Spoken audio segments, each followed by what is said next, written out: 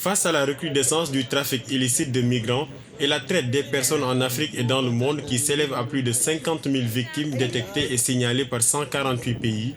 une conférence régionale des directeurs généraux et hauts commandants des forces de sécurité intérieure et des hauts fonctionnaires de justice est organisée à Dakar, la capitale sénégalaise, par l'ONUDC, l'Office des Nations Unies contre la drogue et le crime.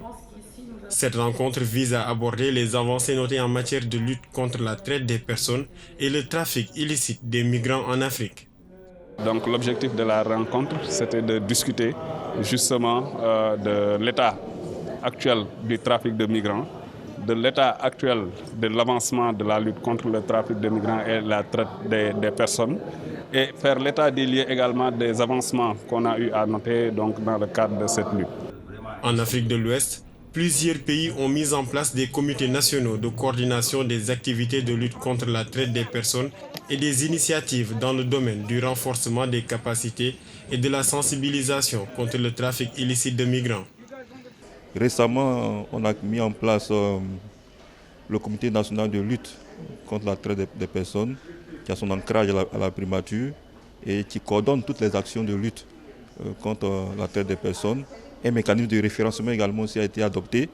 et le plan national 2021-2025 a été également validé. Depuis 2010, le Niger avait adopté une ordonnance aux fins de réprimer la traite des personnes. En 2015, suite à des événements très malheureux dans le désert, des abandons de migrants, nigériens et des ressortissants étrangers dans le désert avait amené le Niger à adopter un texte, la loi 2015-36, en vue de réprimer le trafic illicite de migrants sur le territoire. À cet effet, en 2016 déjà, le Niger a mis en place un service spécialisé dont je suis le responsable au sein de la direction de la surveillance du territoire, on l'appelle la division des investigations spéciales, appuyé ensuite par un projet financé par l'Union européenne.